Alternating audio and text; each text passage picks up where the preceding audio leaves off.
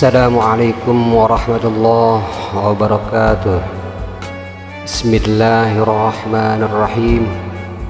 Alhamdulillahi rabbil alamin. Nahmaduhu wa nasta'inuhu wa nastaghfiruh. Allahumma salli wa sallim wa barik ala sayyidina Muhammad wa ala alihi wa sahbihi ajma'in.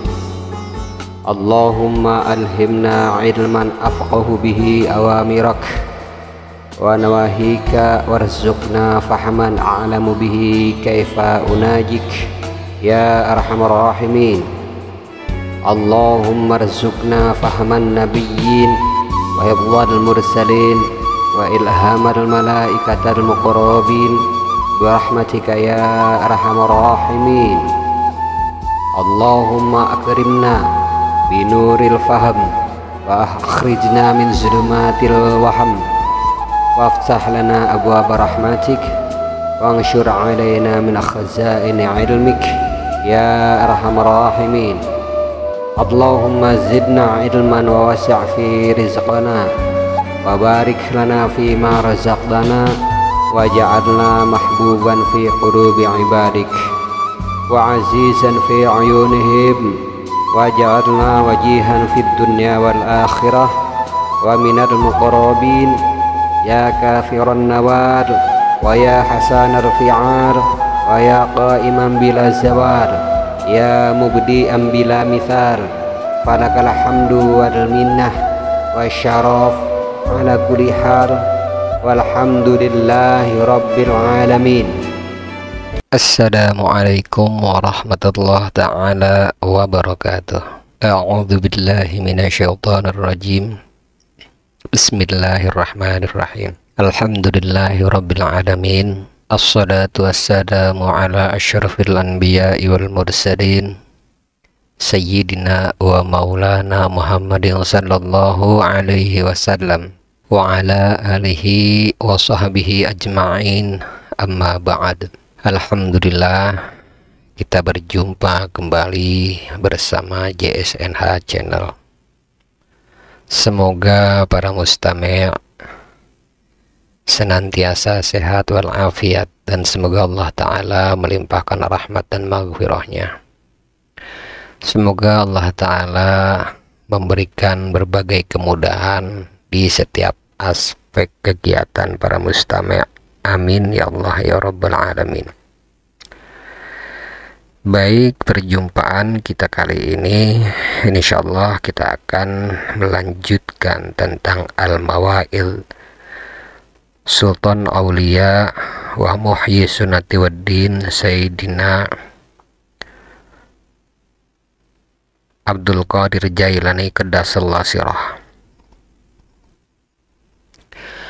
Kali ini insyaallah kita akan membahas tentang rampai dialog dan perumpamaan atau analogi, di mana percakapan-percakapan sosok yang agung ini memberikan seberkas cahaya berupa nasihat-nasihat yang agung. Semoga bermanfaat bagi para mustami' dan bagi saya pribadi.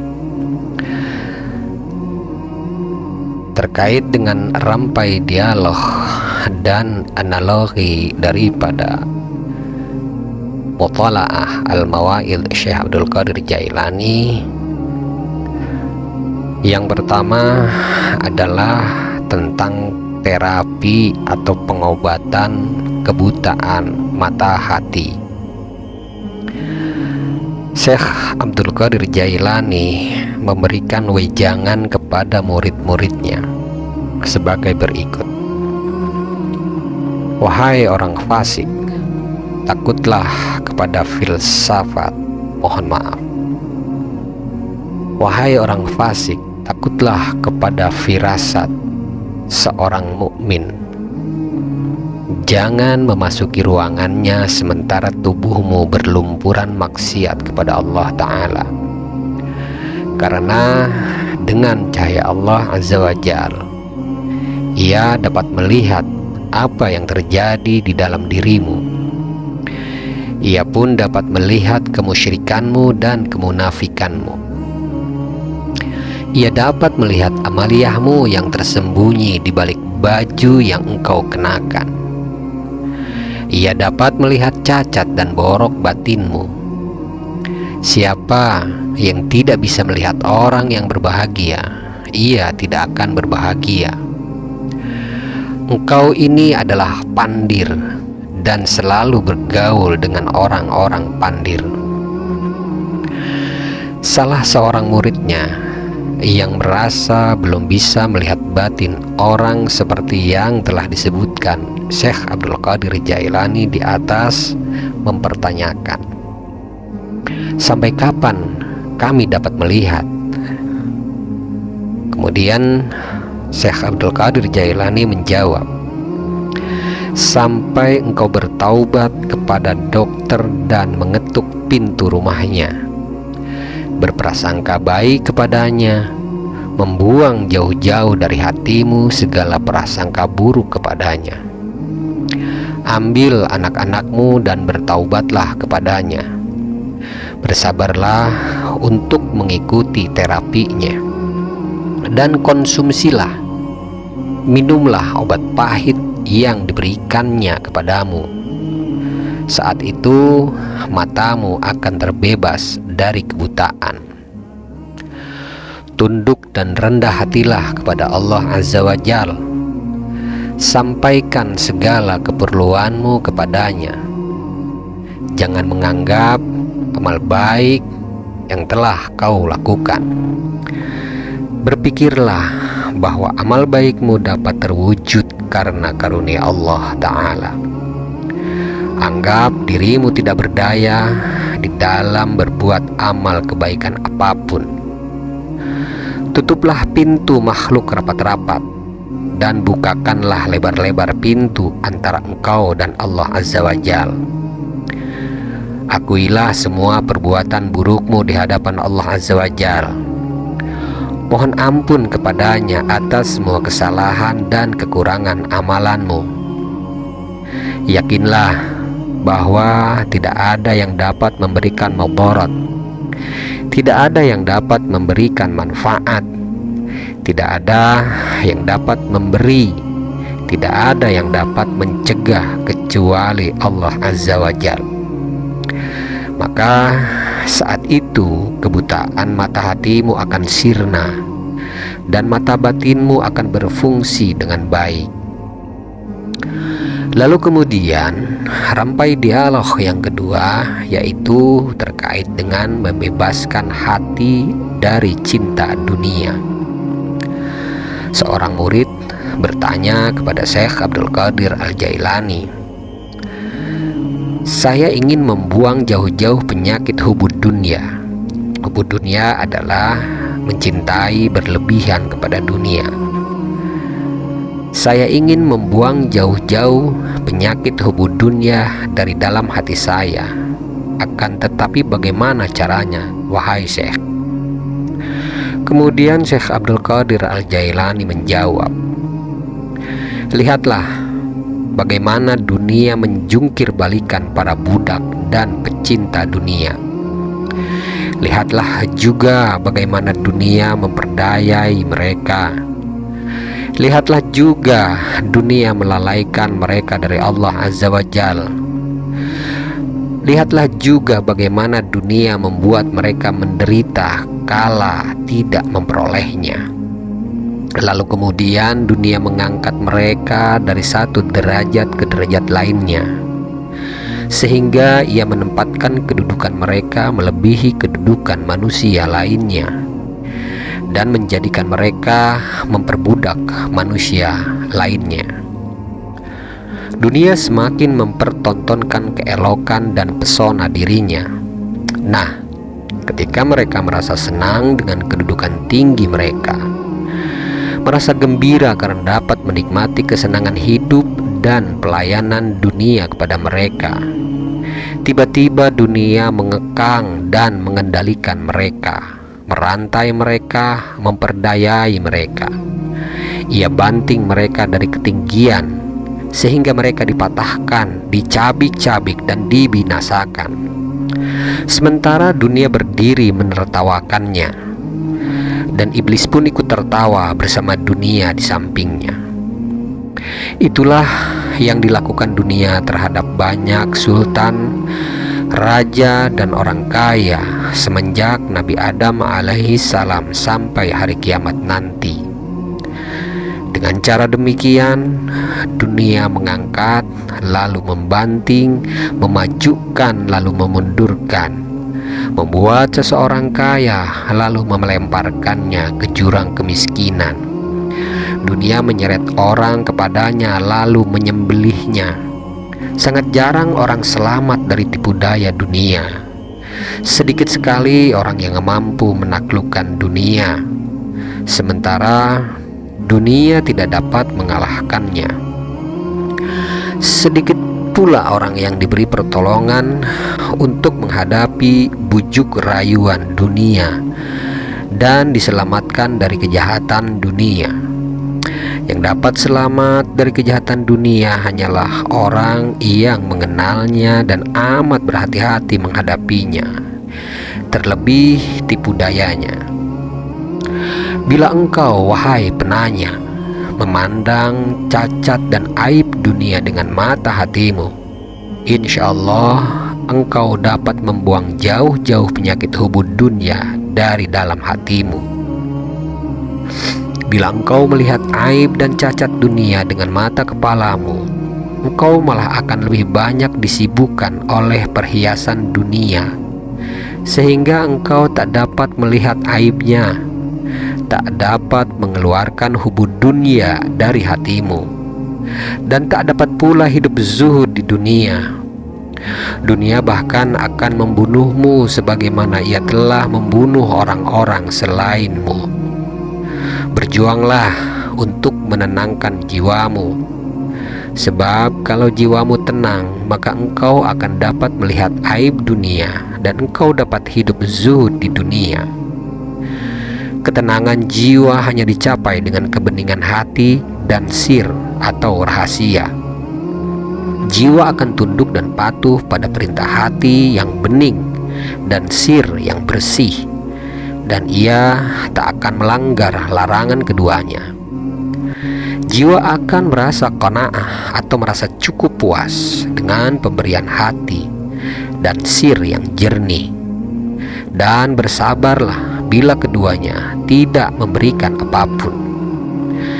Bila jiwa telah tenang, maka ia merasa tentram dengan hati, dan kau pun bakal lihat mahkota takwa bertengger pada kepala hati, dan pakaian dekat dengan Allah dikenakan kepadanya. Lalu kemudian dialog rampai yang berikutnya terkait dengan bisikan di dalam jiwa atau al-khatir. Syekh Abdul Qadir Al-Jailani pernah ditanya tentang al-khatir atau bisikan jiwa. Kemudian beliau menjawabnya, "Apa yang kau ketahui tentang khatir? Khatir itu bisa berasal dari setan, bisa juga berasal dari tabiat yang buruk, bisa pula berasal dari hawa nafsu dan dunia. Perhatianmu akan dicurahkan kepada apa yang engkau anggap penting. Nah, khatir yang datang kepadamu juga bertaut dengan perhatianmu. Khatir yang berasal dari Allah Ta'ala tidak akan datang kecuali kepada hati yang kosong dari selain Allah Ta'ala. Sebagaimana firman-Nya ketika menjelaskan sifat atau sikap Yusuf alaihi salam, "Ma'adallahi an na'khudha illa ma wajadna mata'ana indah." Aku memohon perlindungan kepada Allah daripada mengambil atau menahan seseorang, kecuali orang yang kami ketemukan harta benda kami padanya. Bila engkau banyak menyebut nama Allah, tentu saja hatimu bakal penuh khatir yang berasal dari Allah, karena engkau dekat dengannya. Sedangkan khatir yang berasal dari setan, hawa nafsu, dan dunia menyingkir jauh darimu. Sekali lagi, ada khatir yang berasal dari dunia, ada juga yang berasal dari akhirat. Ada yang bersumber dari Al-Mulk atau kerajaan Allah. Ada juga yang berasal dari nafsu, ada yang berasal dari dalam hati, dan ada yang berasal dari Allah yang maha benar. Yang engkau perlukan adalah, wahai orang benar, mengusir semua khatir tadi dan merasa tentram dengan kehadiran satu khatir saja, yaitu khatir yang berasal dari Allah Subhanahu wa ta'ala. Jika engkau berpaling dan mengabaikan khatir yang berasal dari nafsu, dari setan, dan dari dunia, maka kau akan dihampiri khatir yang berasal dari akhirat. Kemudian disusul pula oleh khatir yang berasal dari Al-Mulk. Akhirnya dan puncaknya adalah kehadiran khatir yang berasal dari Allah yang maha benar atau Al-Haq. Jika hatimu bening dan jernih, ia akan berdiri menghadang dan menginterogasi setiap khatir yang datang kepadamu. Kamu khatir yang mana? Berasal dari mana? Khatir itu akan menjawab, aku adalah khatir begini dan begini. Aku khatir yang benar dari Allah yang maha benar. Aku adalah pemberi nasihat dan pencinta. Allah Al-Haq mencintaimu, karena itu aku pun mencintaimu. Aku adalah duta, aku adalah jatahmu dari hal nubuwah, sebahagian kecil karunia yang dianugerahkan kepada Nabi. Adapun dialog rampai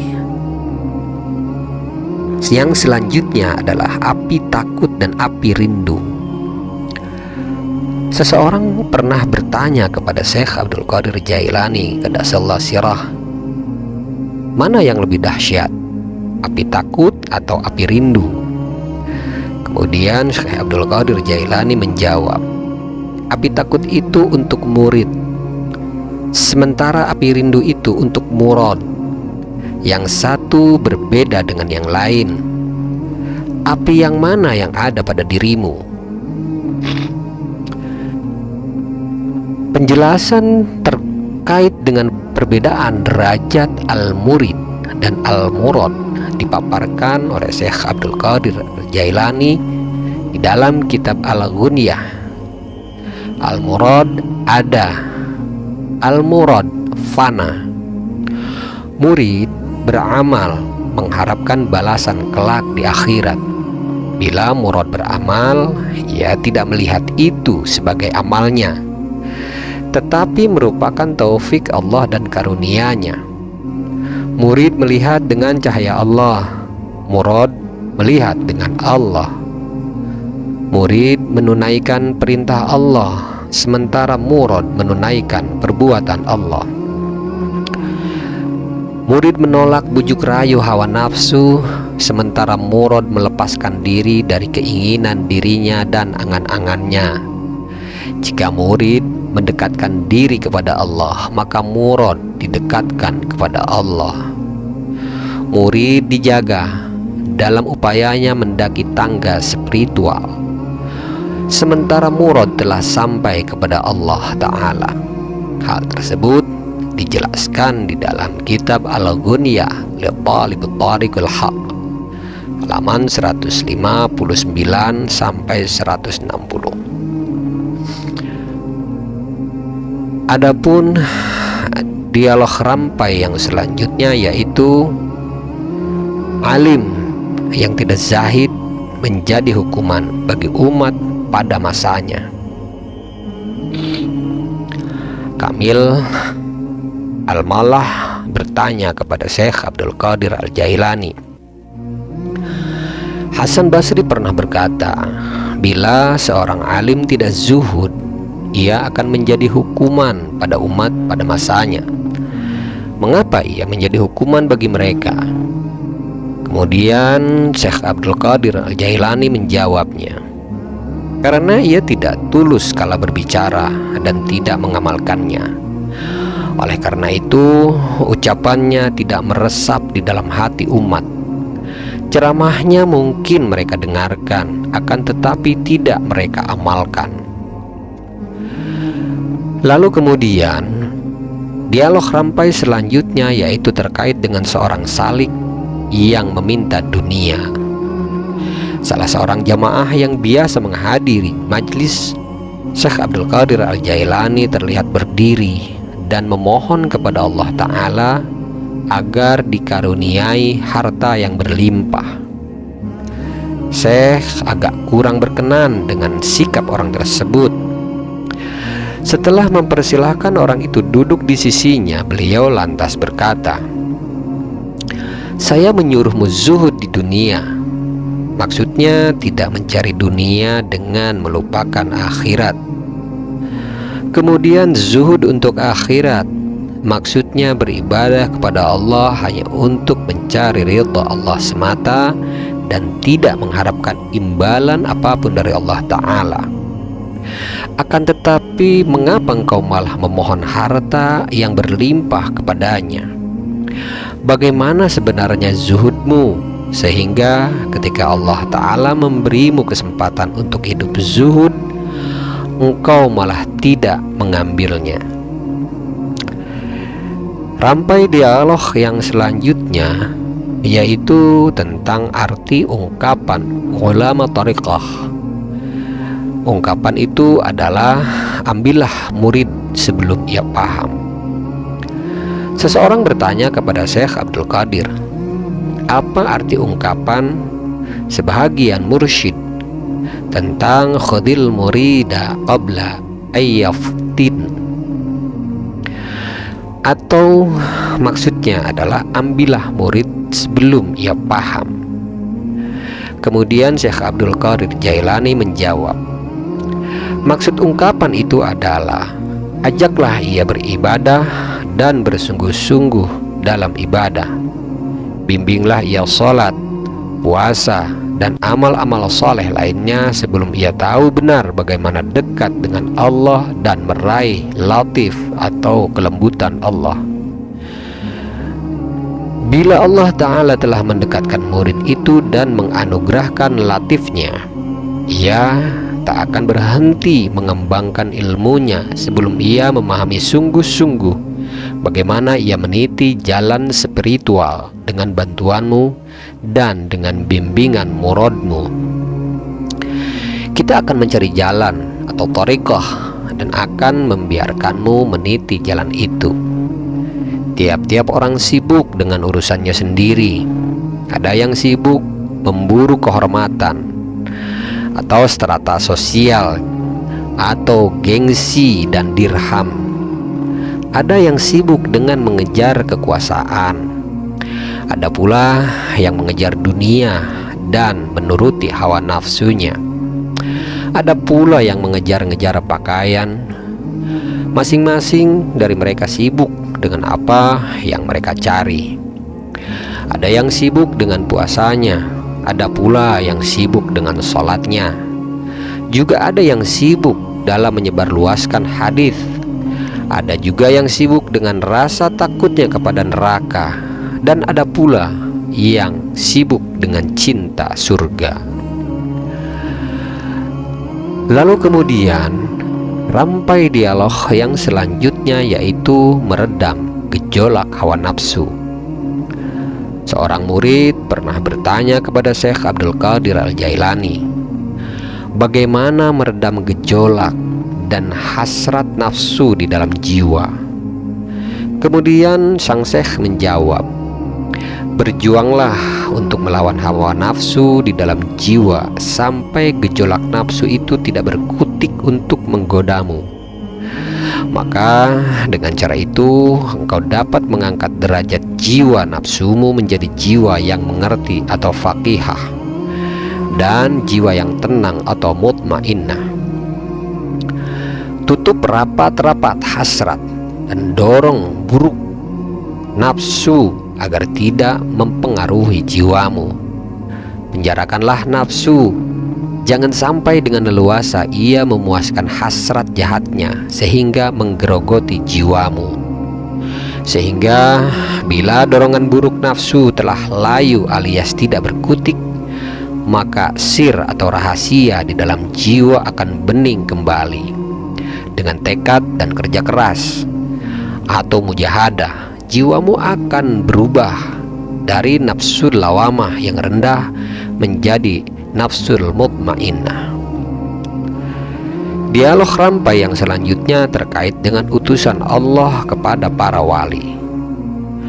Seorang murid pernah bertanya kepada Syekh Abdul Qadir Jailani, yaitu utusan Allah kepada para nabinya adalah malaikat Jibril alaihi salam. Lalu siapa utusan Allah Ta'ala kepada para wali-walinya? Kemudian Syekh Abdul Qadir Jailani menjawab, utusan Allah kepada para wali adalah juga malaikat Jibril tanpa perantara. Ia datang dengan membawa rahmat dan latif Allah Ta'ala, membawa anugerah dan ilhamnya. Allah mengawasi hati dan sir mereka, dan kasih sayangnya melimpahi mereka. Mereka melihat Jibril alaihi salam dalam keadaan terjaga dan tidur dengan mata hati mereka, dengan kebeningan sir mereka, dan dengan keterjagaan mereka yang istiqamah. Lalu kemudian rampai dialog yang selanjutnya adalah tentang bila pandangannya tidak bermanfaat, nasihatnya pun tidak bermanfaat. Terkait hal tersebut, seorang murid bertanya, apa arti ungkapan yang dikemukakan oleh sebahagian ulama bahwa bila pandangan seseorang tidak bermanfaat bagimu, maka nasihatnya pun tidak akan bermanfaat bagimu. Lam yang fa'ka lahdhuhu lam yang fa'ka wa'zuh. Syekh Abdul Qadir Jailani menjawab, ada sekelompok orang yang mata dan hati mereka tidak tergiur oleh dunia dan pahala akhirat karena hatinya hanya dipenuhi cinta kepada Allah Ta'ala. Dan mereka melihat Tuhan mereka dengan hati dan pendekatan iman. Bila mereka memandangmu, pandangan mereka itu akan memberi manfaat kepada kalian. Bila seorang wali memandang tanah yang kering, maka Allah Ta'ala akan menghidupkan dan akan menyuburkan tanah tersebut, sehingga tanaman dapat tumbuh di atasnya dengan subur. Atau bila ia memandang seorang Yahudi atau Nasrani, maka Allah Ta'ala akan memberikan petunjuk kepada orang tersebut. Lalu kemudian rampai dialog yang selanjutnya terkait dengan pertanyaan mengapa memeluk kursi. Hal ini dijelaskan salah seorang jemaah Syekh Abdul Qadir Jailani pernah bertanya. Pertanyaannya adalah, mengapa kami sering melihat Anda memeluk kayu ini? Bukankah ia hanya sebongkah kursi? Lalu kemudian Syekh Abdul Qadir Jailani menjawab, karena ia dekat denganku, ia memahami arti keakraban, tidak akan memberitahu dan tidak akan menyebarluaskan rahasiaku, karena itu aku memeluknya. Lalu kemudian orang tersebut pun berkata, kami kan lebih dekat dengan hatimu. Lalu sang syekh menjawab, sepupuku, kalian akan sangat dekat dengan hatiku bila kalian bertakwa kepada Allah, menyadari sepenuhnya pengawasan Allah Ta'ala, takut kepada azabnya dan mencari ridha-Nya. Bila kalian seperti itu, maka aku akan menjadi pelayanmu dan mencintaimu.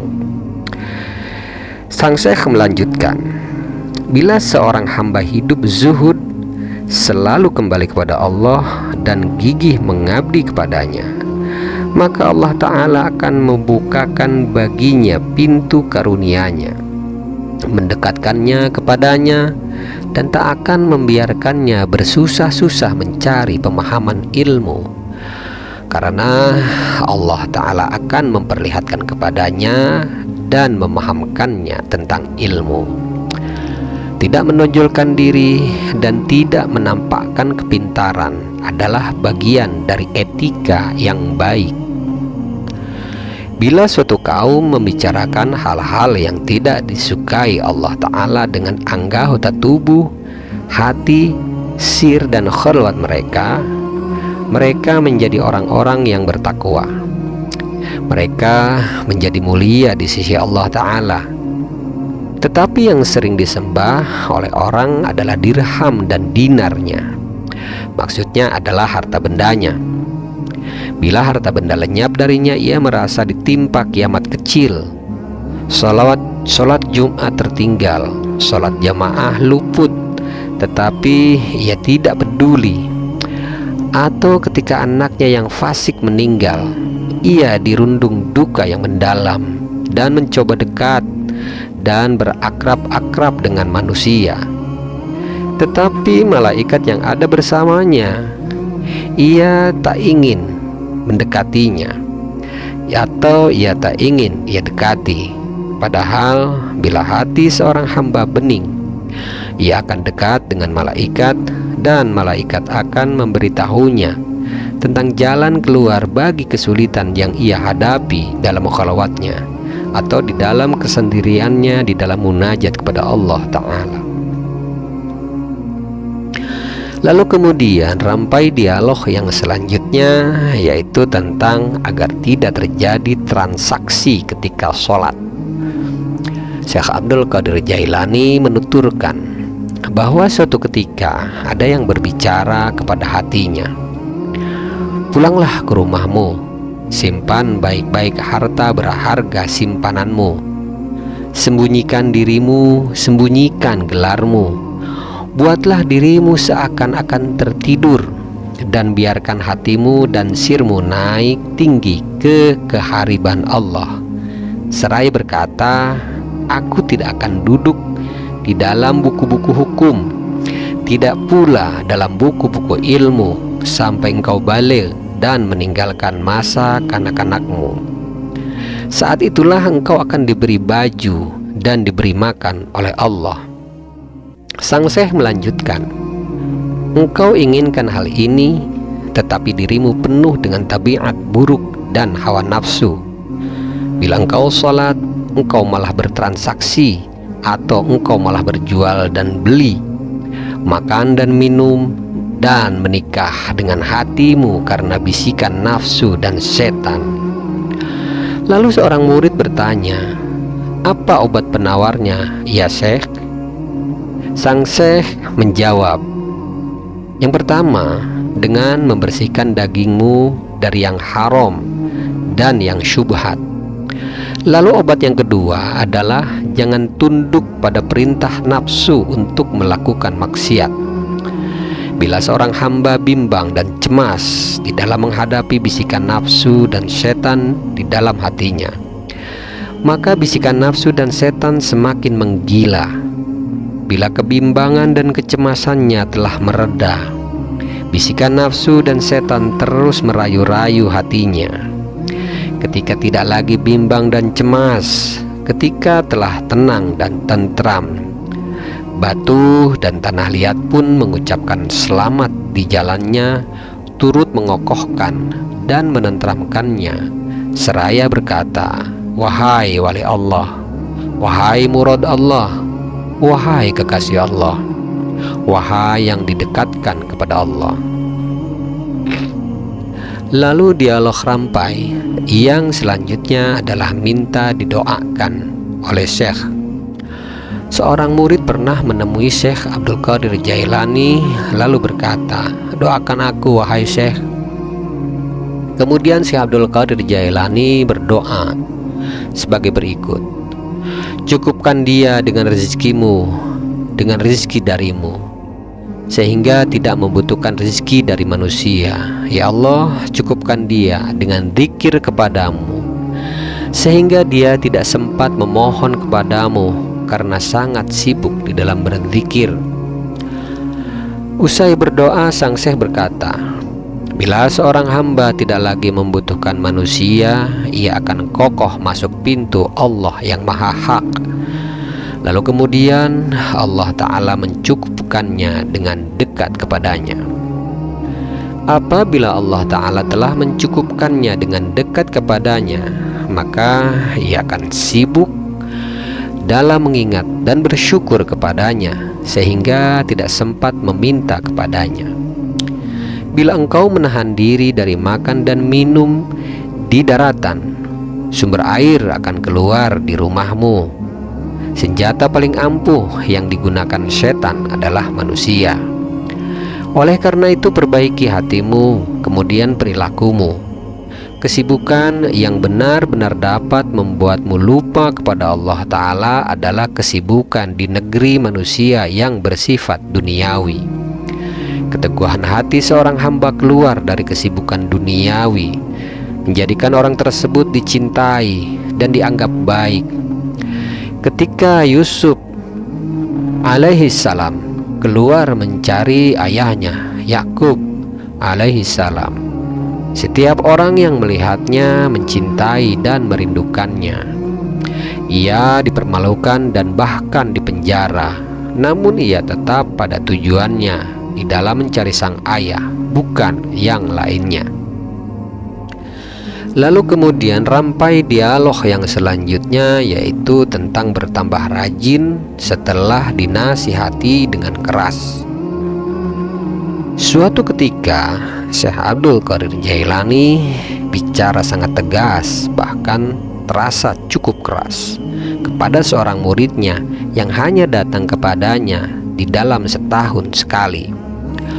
Beliau berkata, jangan datang kepadaku hanya setahun sekali, atau sebulan sekali, atau seminggu sekali, lalu pulang tanpa mendapatkan secuil pun ilmu dariku. Meski sebesar biji sawi, amalkan ajaranku dengan ikhlas tanpa mengharapkan imbalan apapun dari makhluk. Besok di akhirat engkau akan memperoleh ribuan kali lipat dari apa yang diberikan oleh makhluk. Aku menanggung beban-bebanmu, sementara engkau khawatir aku akan menugaskanmu menanggung bebanku. Padahal Allah Ta'ala cukup bagiku dalam menanggung semua bebanku. Bepergianlah bersamaku 1000 tahun untuk mendengarkan satu kalimat saja dariku. Bagaimana mungkin aku bisa melangkah bersamamu sementara engkau seringkali tidak hadir di sisiku? Engkau ini malas, sedikit dungu dan bodoh. Engkau punya keyakinan bahwa engkau telah diberi sesuatu. Betapa dunia telah menggemukkan orang-orang sepertimu, lalu menelanmu. Dunia telah menggemukkanmu dengan kedudukan dan keberlimpahan harta, tetapi ia lantas menelanmu. Bila kami melihat harta di dunia, kami tidak berlomba mengambilnya. Ingatlah, kepada Allah semua urusan akan kembali. Semua yang kita peroleh pun berasal dari Allah Subhanahu wa Ta'ala. Lalu setelah itu orang tersebut beranjak meninggalkan tempat duduknya. Sebahagian murid Syekh berkata kepadanya, engkau menasihatinya terlampau keras. Kemudian Syekh menandaskan, bila ia amalkan apa yang kukatakan, ia akan kembali lagi ke sini. Dan orang itu pun senantiasa hadir di majelis Syekh. Ia datang kepadanya tidak hanya pada saat pengajian, lalu duduk di hadapannya dengan ajrih dan rendah hati. Semoga Allah Ta'ala menguncurkan rahmat kepadanya. Lalu kemudian rampai dialog yang selanjutnya terkait dengan al-qabd menjadi al-basat. Satu pertanyaan pernah dilontarkan kepada Syekh Abdul Qadir, kapan al-qabd menjadi al-basat? Al-qabd adalah kesempitan spiritual ketika hati digenggam dan disempitkan oleh Allah melalui teror hukuman dan celaan. Sementara al-basit adalah keadaan lapang atau lega atau kondisi batin yang lapang yang muncul dengan sendirinya dalam keadaan penyingkapan atau kasyaf. Hal tersebut dijelaskan di dalam kitab Ar-Risalah Al-Qusyairiyah. Insya Allah di lain waktu kita akan membahas terkait masalah al-qabdu dan al-bastu. Terkait dengan hal rampai dialog ini, masalah al-qabdu dan al-bastu, sang syekh menjawab, bila Allah memberi kelapangan atau keleluasaan kepadamu, maka engkau berada dalam al-bastu. Keadaan rukhsahmu atau keringanan yang diberikan Allah Ta'ala karena kondisi sulit beralih menjadi azimah atau hukuman yang standar tanpa keringanan. Azimahmu menunjukkan engkau berada dalam al-bastu. Bila seluruh keadaanmu menjadi azimah, maka Allah Ta'ala akan memasukkanmu ke dalam zona al-fadl atau zona karunia, dan al-uns, yaitu akrab dengan Allah. Saat itulah engkau berada tanpa rukhsah dan tanpa azimah. Seluruh perbuatanmu tajrid. Perumpamaanmu seperti orang berdiri di tempat makan yang di dalamnya bermacam makanan dihidangkan, tetapi dikatakan kepadanya, masuklah ke rumah orang lain, santap semua hidangan yang ada di sana. Rukhsah itu untuk orang yang kurang dapat memanfaatkan usianya untuk mengabdi kepada Allah Azza wa Jalla. Sementara azimah untuk orang yang imannya telah sempurna. Tetapi kerajaan Allah diperuntukkan bagi kaum yang fana. Adapun rampai dialog yang selanjutnya yaitu tentang nikah itu wajib atau tidak. Ketika Syekh Abdul Qadir Jailani sedang larut di dalam aktivitas sama dan wujud, di hadapannya muncul secari kertas. Di dalamnya tertulis sebuah pertanyaan mengenai fikih. Saya meminta izin bicara dan bertanya, apakah nikah itu hukumnya wajib atau tidak?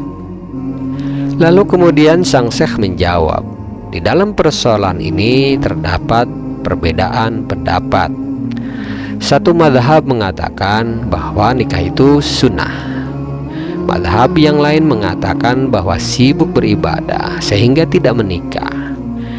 Bila tak ada kekhawatiran berkenaan dengan hasrat biologisnya lebih utama.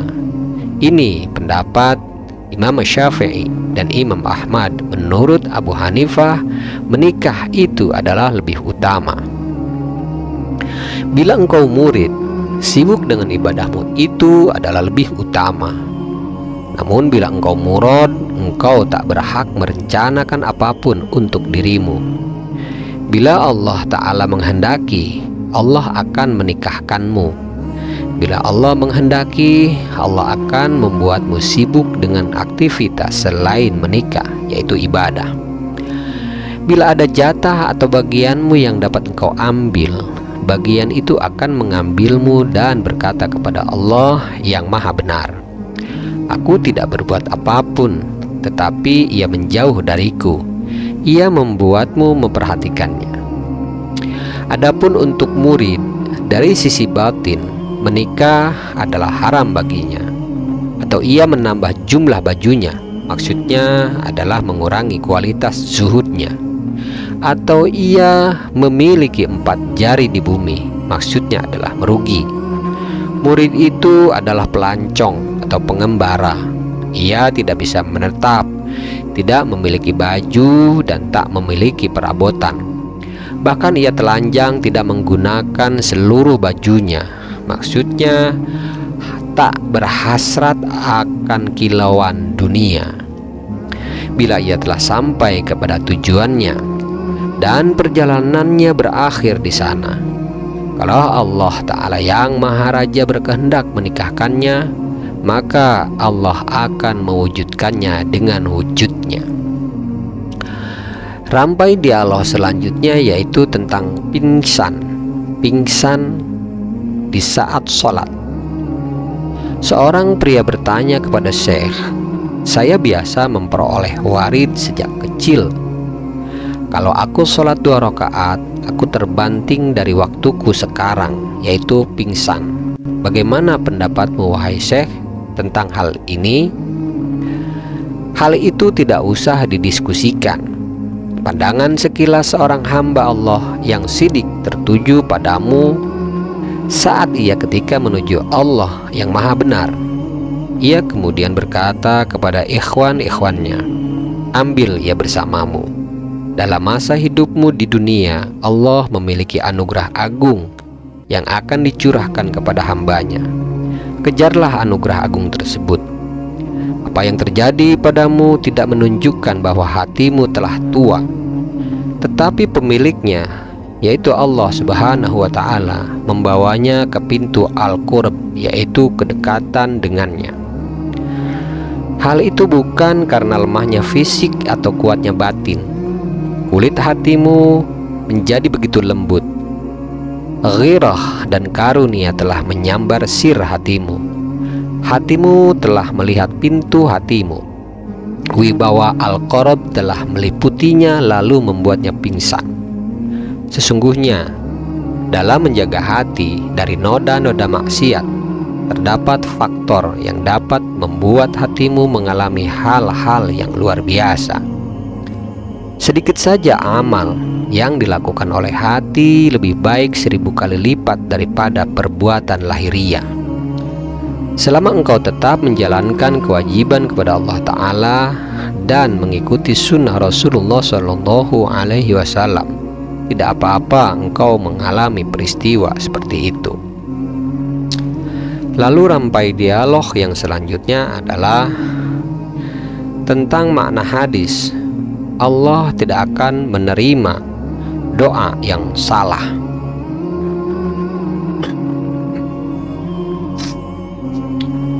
Syekh Abdul Qadir Jailani ditanya tentang arti hadis Nabi Sallallahu Alaihi Wasallam, yaitu la yaqbadullah du'a'am malhuna, atau yang berarti Allah tidak akan menerima atau mengabulkan doa yang salah. Kemudian Syekh Abdul Qadir Jailani menjawab, makna hadis itu adalah bahwa Allah Ta'ala tidak akan menerima atau mengabulkan doa yang dibuat-buat, doa yang bersajak dan penuh kepura-puraan. Nabi Shallallahu Alaihi Wasallam pernah menegaskan, aku dan orang-orang yang bertakwa dari umatku terlepas dari kepura-puraan. Rampai dialog selanjutnya tentang makanan yang bercampur antara yang halal dan yang haram. Terkait masalah ini, seorang murid Syekh Abdul Qadir Jailani bertanya, apabila makanan yang dikonsumsi seseorang bercampur antara yang haram dan yang halal, misalnya zat makanannya halal, akan tetapi cara memperolehnya haram, sahkah sholat dan puasa orang tersebut?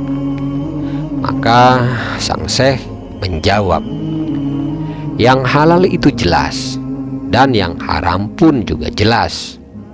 Syariat telah menjelaskan semua itu dan kita tunduk kepada ketentuan itu. Bila hatimu mengatakan kepadamu tidak, maka makanan itu adalah haram. Bila ia mengatakan kepadamu iya, maka ia adalah halal. Bila hatimu diam, tidak berkata iya dan tidak berkata tidak, maka ia adalah syubhat. Bila engkau menghindari segala hal yang biasa dikonsumsi padahal syubhat, dan engkau bersabar menanggung susahnya, itulah qanaah. Qanaah yaitu merasa cukup dengan rezeki seberapa besarnya pun yang Allah berikan kepadamu. engkau tahu berapa banyak ketaatan, puasa, dan sholat dilakukan, tetapi ternyata tidak membebani pelakunya. Yang dituntut darimu sebenarnya adalah hati yang bersih dari segala noda dan apapun selain Allah. Orang yang zuhud munafik akhirnya lahirnya tampak bersih, tetapi batinnya kotor. Pipinya tampak pucat, khusyuk hanya pada kedua bahunya, dan baju yang terbuat dari bulu domba melekat pada tubuhnya. Zuhudnya terletak pada kekikirannya dan batin yang tak ingin memberi. Jiwanya selalu mengharapkan pujian dan enggan untuk dikecam. Matanya nanar menatap milik orang lain karena berharap untuk memilikinya. Adapun seorang arif yang merupakan ahli waris para nabi, menerima langsung bagian pengetahuan ilahi dari Nabi Shallallahu Alaihi Wasallam, dan kemudian membagikan bagiannya kepada murid-muridnya. Ia guru besar di negerinya, namun juga siap mengerahkan segala bala tentaranya di dalam memerangi musuh atau hawa nafsunya. Sirnya bening, hatinya bersih. Karena itu ia mampu melihat hadrah ilahi, yaitu dengan pendekatan iman. Gelombang ilmu menelannya sehingga tak tampak menonjol. Lautan dunia tidak dapat memenuhi hatinya. Seluruh yang ada di 7 lapis langit dan 7 lapis bumi dan seluruh makhluk lainnya tidak berdaya menguasai hatinya, karena di dalam hatinya ada Allah. Itulah gambaran seorang arif dan zahid yang sejati. Lalu rampai dialog yang selanjutnya tentang arti ungkapan, kami belajar bukan karena Allah, ilmu pun enggan kecuali karena Allah.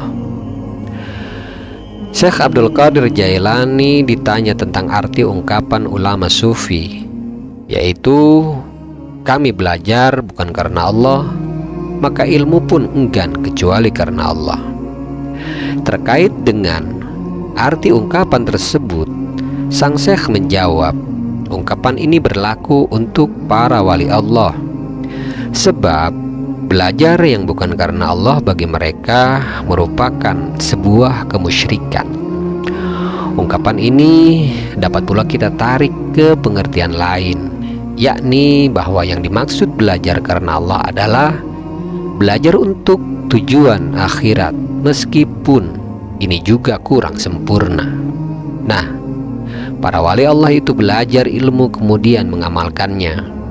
Ilmu itu lalu membawa dan menghantarkan mereka kepada Allah. Mereka mengambil yang lahir dari yang batin, mengambil cabang dari yang pangkal. Mereka duduk di hadapan meja hidangan orang-orang awam dan turut makan bersama mereka. Namun secara khusus mereka juga menyantap hidangan orang-orang yang dianugerahi fadl atau karunia Allah yang tidak diberikan kepada orang awam. Jadi mereka menyantap 2 hidangan sekaligus di dalam satu waktu, karena mereka pun turut menyantap hidangan yang diberikan untuk orang awam.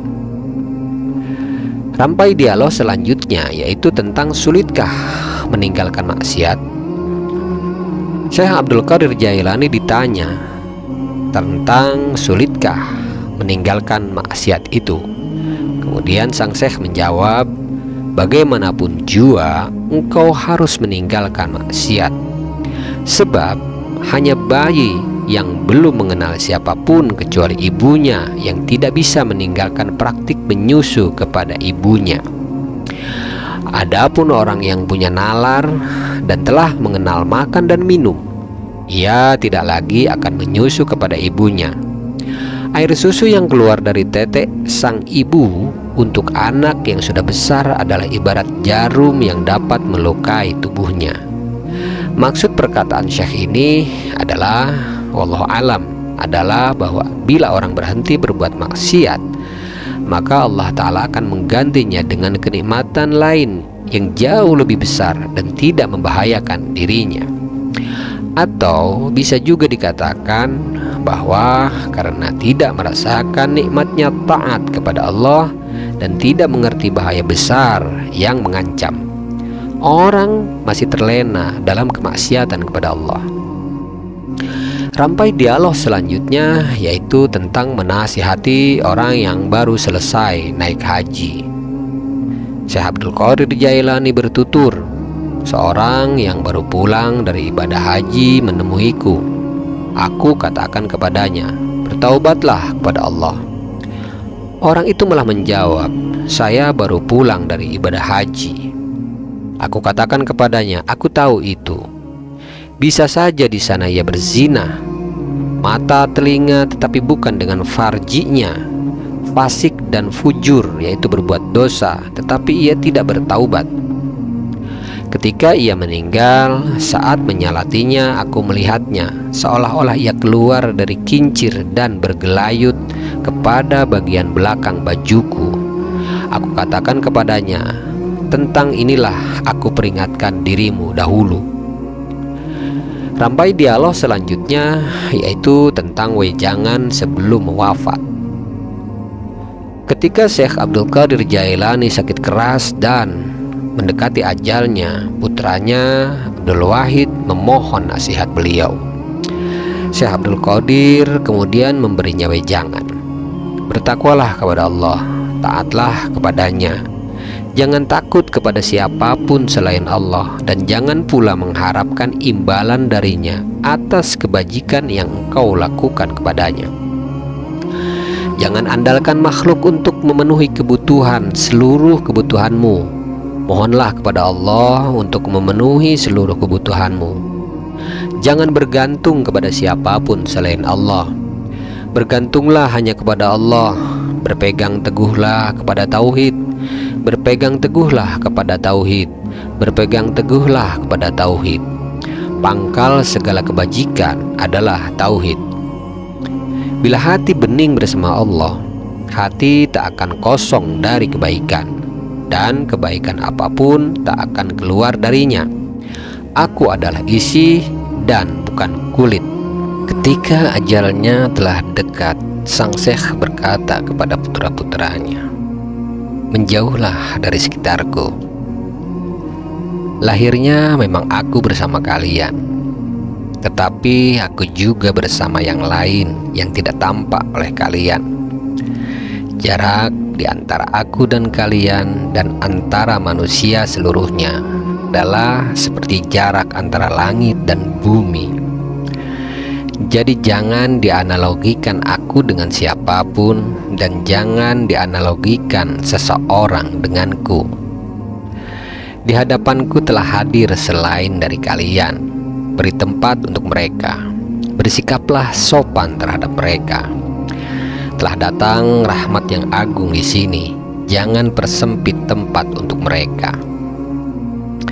Lalu kemudian rampai dialog selanjutnya terkait dengan qadar Allah Ta'ala adalah utusannya. Syekh Abdul Qadir Jailani berujar, anakku, tidurlah di atas kasur qadar, yaitu ketentuan Allah, dengan berbantal kesabaran, menerimanya dengan lapang tanpa menggerutu, tetap mengabdi kepada Allah dengan berharap meraih pembebasan atau solusi darinya.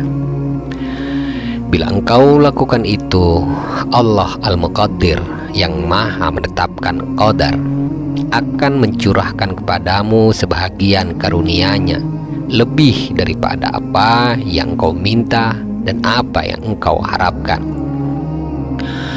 Wahai kaumku, mari kita tunduk dan menerima segala ketetapan dan perbuatan Allah Azza wa Jalla.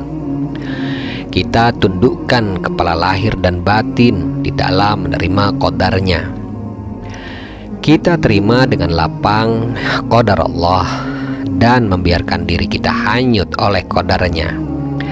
Sebab ketentuan Allah Azza wa Jalla bagaikan utusan kerajaan. Kita harus memperlakukannya dengan baik dan hormat, karena kita memandang pada yang mengutusnya. Bila kita memperlakukan ia seperti itu, maka ia dengan sukacita akan membawa kita kepada yang mengutusnya. Di sanalah ada pertolongan atau kewalian Allah.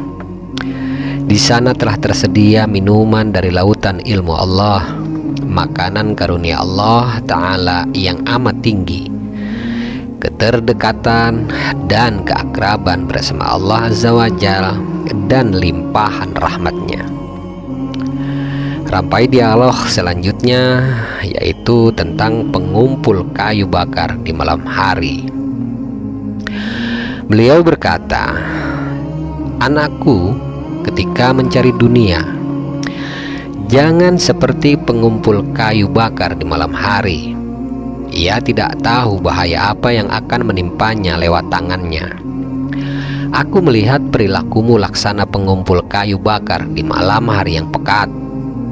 Tidak ada bulan, tidak ada pula cahaya.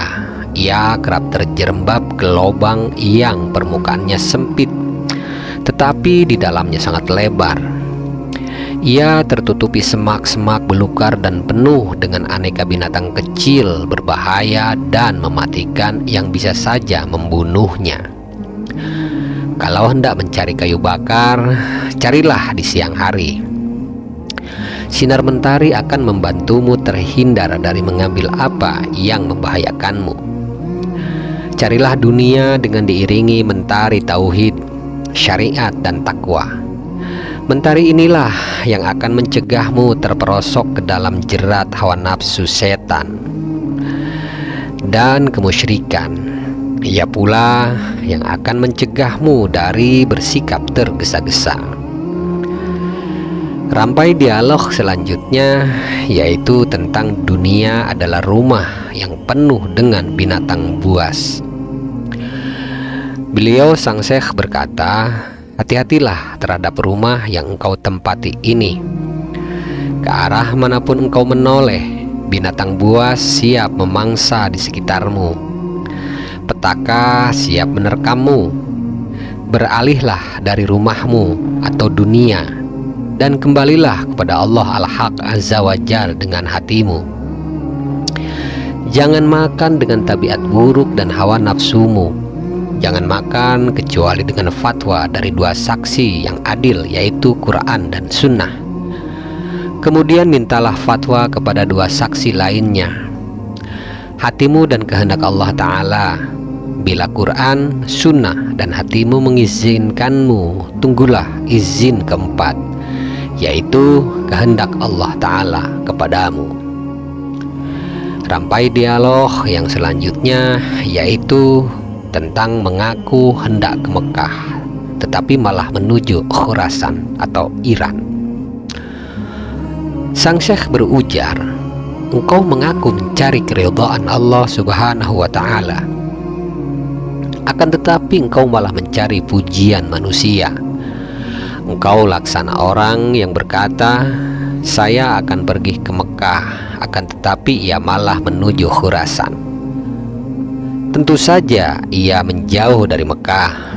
Engkau mengaku bahwa hatimu telah keluar dari manusia, akan tetapi engkau masih takut pada kecamannya dan mengharapkannya pujian. Lahirmu zuhud, tetapi batinmu gemar kesenangan duniawi. Lahiriahmu mencari ridha Allah, tetapi batiniahmu mencari pujian manusia. Persoalan mencari ridha Allah tidaklah cukup dengan pengakuan lisan. Mencari ridha Allah menuntunmu tidak mencari pujian manusia, tidak juga mencari balasan dunia, tidak pula mencari balasan di akhirat, tidak mencari apapun selain Allah seutuhnya. Dia Maha Esa dan tidak menerima kecuali yang satu. Dia Maha Esa dan tidak menerima sekutu. Dialah yang mengatur seluruh urusanmu. Karena itu laksanakanlah apa yang Allah perintahkan kepadamu."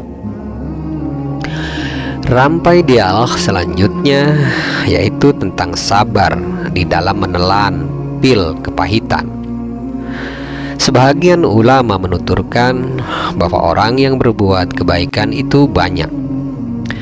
Akan tetapi yang tidak berbuat dosa hanyalah orang yang sidik, yaitu orang yang benar. Orang sidik meninggalkan dosa besar dan dosa kecil, lalu kemudian mempertajam wataknya, tidak memperturutkan hawa nafsu, kemudian meninggalkan hal mubah yang masih bercampur dengan yang haram, yang akhirnya hanya mencari yang murni kehalalannya. Meskipun orang sidik, yaitu orang yang meninggalkan maksiat, menghabiskan sebahagian besar siang dan malamnya untuk beribadah kepada Allah Ta'ala, bisa jadi ia berdoa tetapi tidak juga dikabulkan.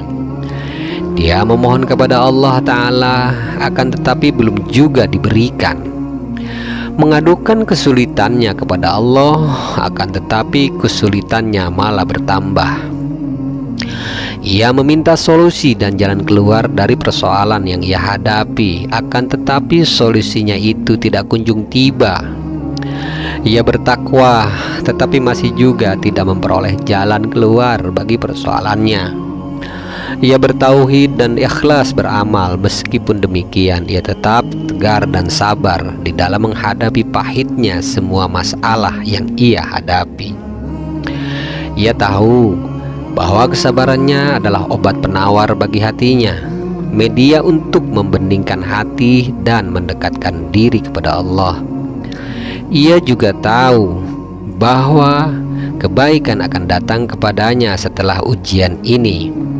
Ia pun tahu dengan ujian ini akan tampak siapa yang mukmin dan siapa yang munafik, siapa yang bertauhid dan siapa yang musyrik, siapa yang ikhlas beramal dan siapa yang riya, siapa yang berani dan siapa yang pengecut, siapa yang teguh dan siapa yang guncang, siapa yang sabar dan siapa yang gampang berkeluh kesah, siapa yang hak dan siapa yang batil, siapa yang benar dan siapa yang bohong, siapa yang mencintai Allah dan siapa yang membencinya, siapa yang mengikuti sunnah Rasul dan siapa yang ahli bid'ah.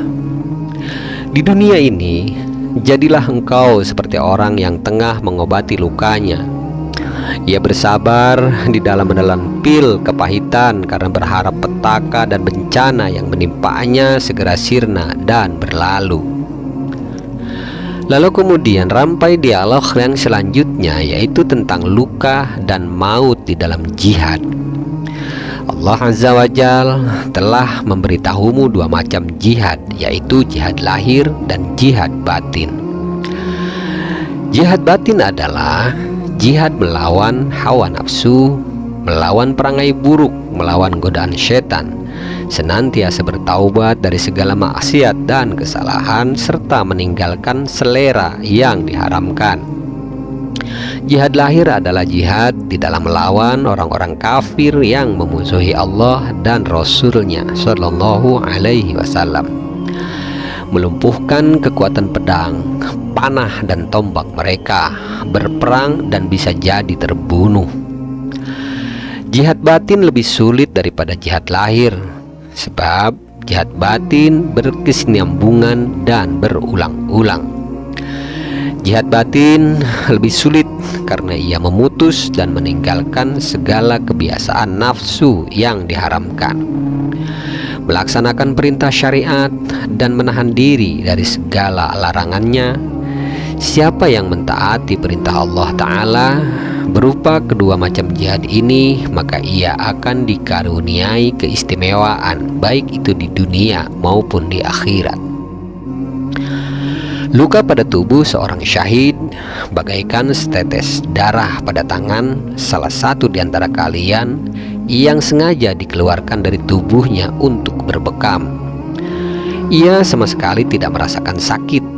Kematian bagi orang yang berjuang melawan hawa nafsunya, yang bertaubat dari segala dosa, laksana minuman segar bagi orang yang sedang kehausan.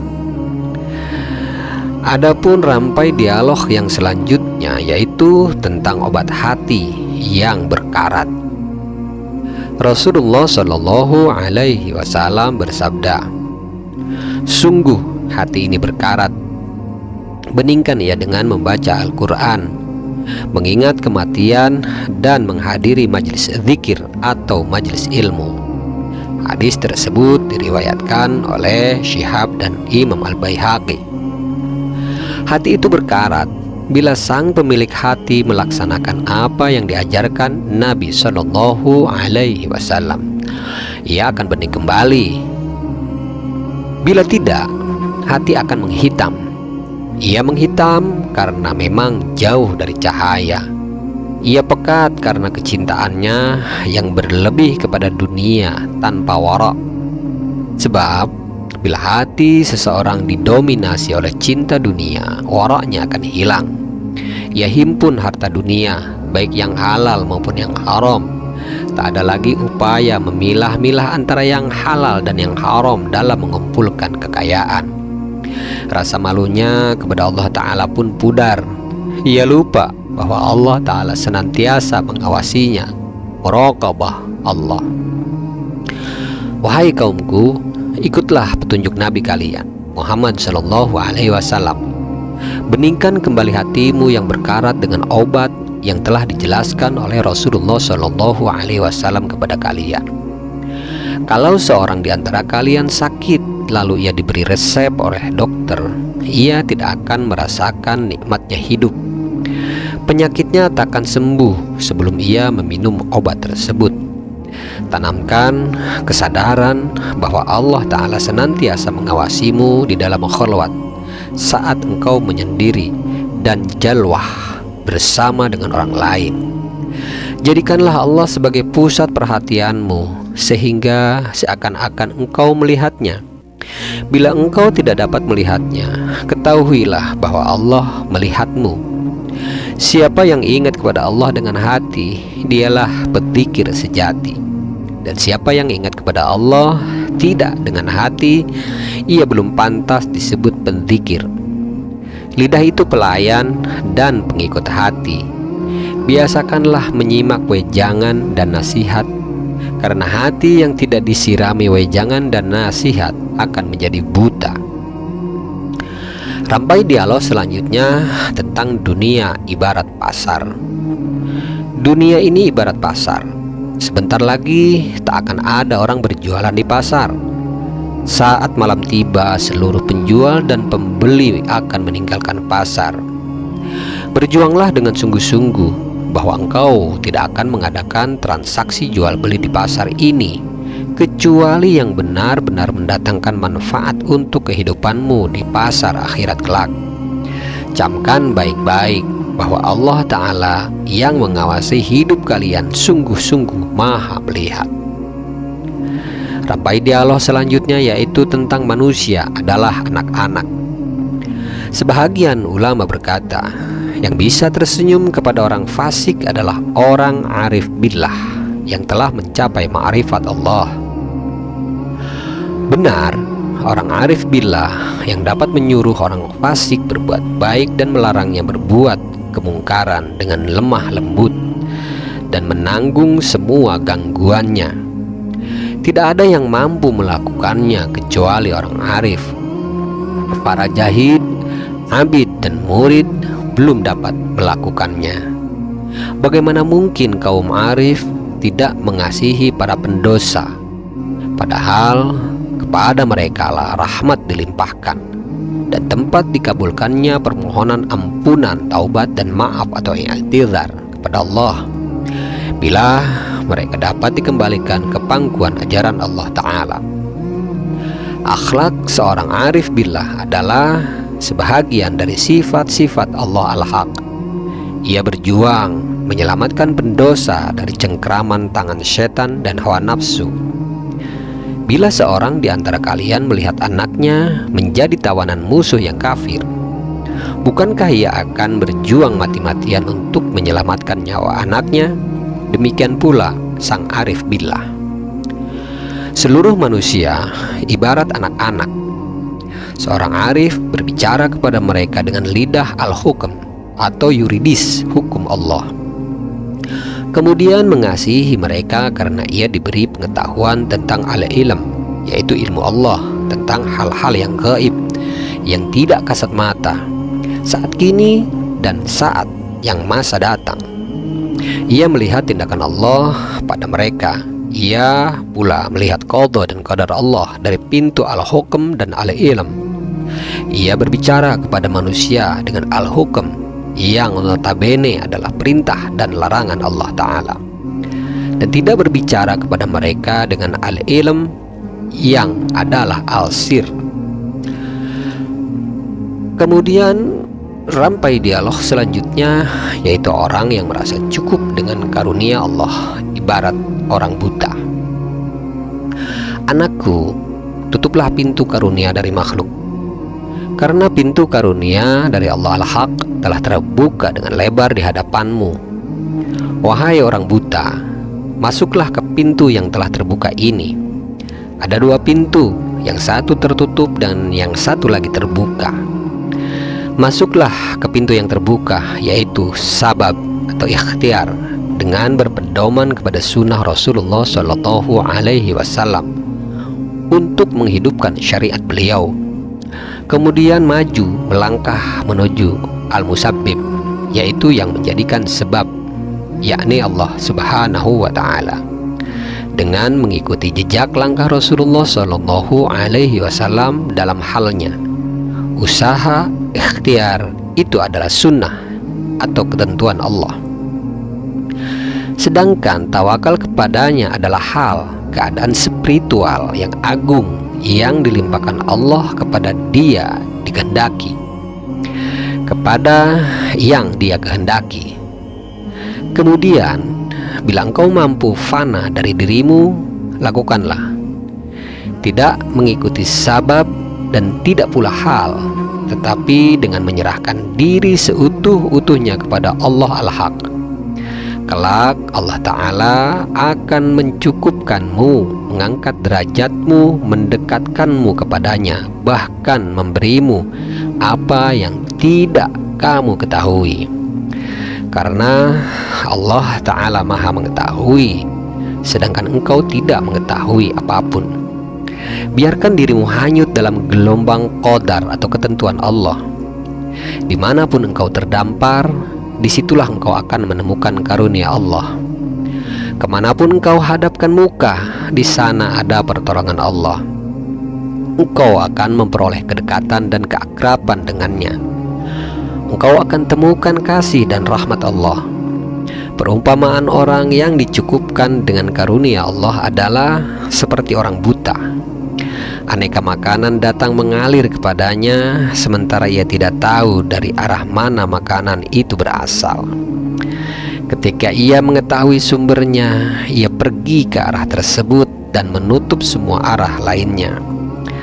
Demikianlah sikap seorang arif billah apabila telah mengetahui bahwa Allah Subhanahu wa Ta'ala adalah yang maha memudahkan, yang maha memberi dan mengarahkan semua hal kepadanya. Karena itu hatinya hanya bergantung kepada Allah Ta'ala. Rampai dialog selanjutnya yaitu tentang hati ibarat biji. Hati ibarat biji yang dihamparkan di halaman rumah yang tidak beratap, akan tetapi memiliki 4 dinding yang berdiri kokoh di sekitarnya. Hujan lebat mengguyurnya di musim dingin, dan sinar mentari menerpanya di musim panas. Ia tumbuh sempurna, tetapi tak seorang pun mengetahuinya. Ketika dahan dan daun pohon ini telah mencuat menampakkan diri, ketika pohon ini telah tinggi dan bahkan buahnya telah matang, orang-orang ingin memetik buah dari pohon tersebut, tetapi mereka tidak menemukan jalan mendekati pohon tersebut. Demikianlah hati, bila Allah Ta'ala menghendaki, Allah akan menumbuh suburkannya. Rampai dialog yang selanjutnya yaitu tentang kesenangan dunia, syariat, dan lutf Allah. Lautan itu ibarat kesenangan dunia. Biduk atau kapalnya adalah syariat. Nakhoda adalah latif atau kelembutan karunia Allah. Siapa yang enggan mengikuti syariat, maka ia tenggelam dalam lautan kesenangan dunia. Siapa yang mencari tempat berlindung ke dalam kapal dan tinggal di sana, maka ia akan diminta oleh nakhoda untuk menggantikannya. Ia kemudian menyelamatkan kapal dari amukan gelombang laut beserta seluruh awak dan isi kapal. Bahkan nakhoda memintanya jadi menantunya. Demikianlah siapa yang meninggalkan dunia dan sibuk tenggelam dalam al-ilm atau thariqah dan ma'rifah, dan bersabar atas segala ketidaknyamanan, maka ia akan menjadi kekasih syariat. Sementara ia demikian keadaannya, tiba-tiba Allah Ta'ala menghampiri dengan latifnya, menganugerahinya ma'rifat kepadanya, menyematkan kepadanya secara khusus kewalian di atas kewalian. Engkau akan memperoleh dari Allah Ta'ala berbagai keluasaan menggantikan segala apa yang pernah luput darimu karena sibuk tenggelam dalam ma'rifat kepadanya. Bila sesuatu luput darimu, janganlah bersedih. Allah Azza wa Jalla akan menggantinya dengan yang lebih baik. Karena Allah Maharaja, berkuasa penuh atas hartanya, amba sahaya, dan segala yang ia miliki adalah milik tuannya. Apa yang diambil oleh Allah darimu akan kau dapati kembali esok. Neraka pun memohon kepada Allah, ya Allah yang memberi keamanan, berikan balasan yang baik kepada hambamu, karena cahayamu telah memadamkan bara apiku.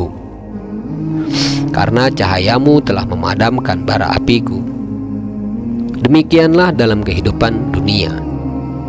Apabila iman kuat, apabila batin dapat bertambat kepada Allah sedekat-dekatnya, api petaka datang dan berdiri di jalan hati, api mujahadah datang dan berdiri di jalan yang dilalui para murid, dan berdiri lalu berkata, ya Allah yang memberi keamanan, berikan balasan yang baik kepada hambamu.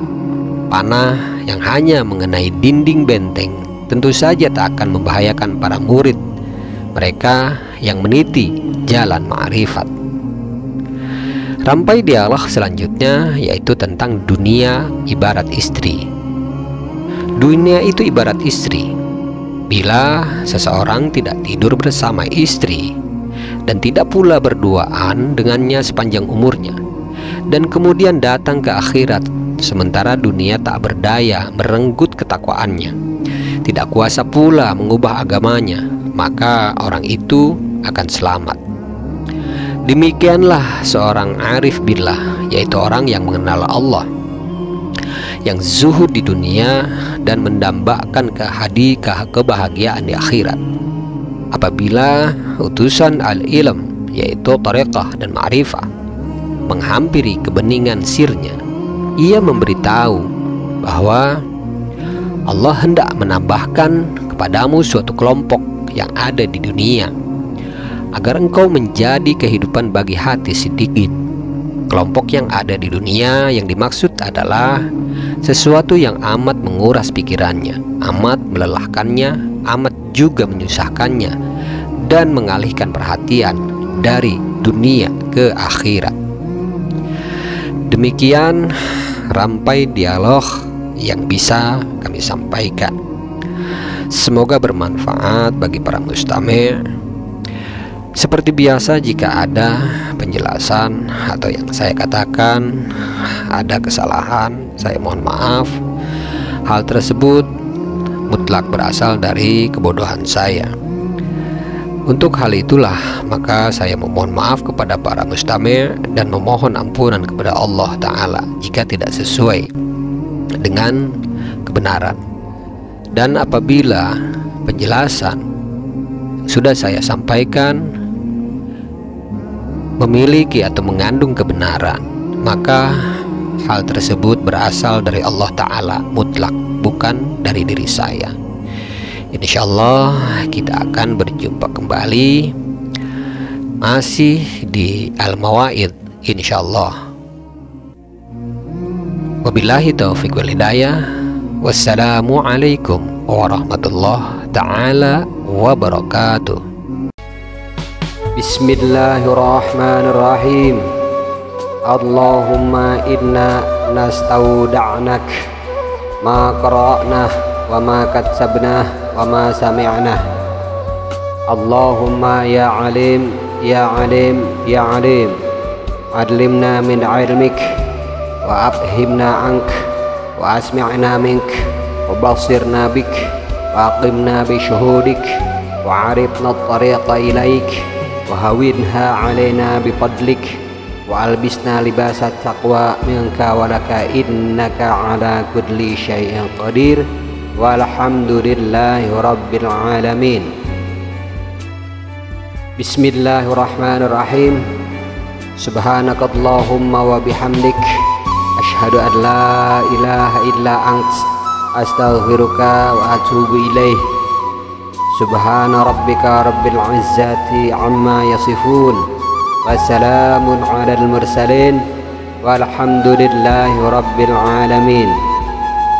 Allahumma aqsim lana min khasyatik ma tahulu bihi bainana wa baina ma'asik, wa min ta'atik ma tubadlighuna bihi jannatik, wa min al-yaqin ma tuhawwin mat'ana bi asma'ina wa basarina wa quwwatina ma ahyaitana waj'alhu al-waritha minna waj'al tha'rana ala man zalamana wansurna ala man adana wa la taj'al musibatana fi dinina wa la taj'al ad-dunya akbar hammina wa la mablagha ilmina wa la tusallit alaina man la yarhamuna ya arhamar rahimin.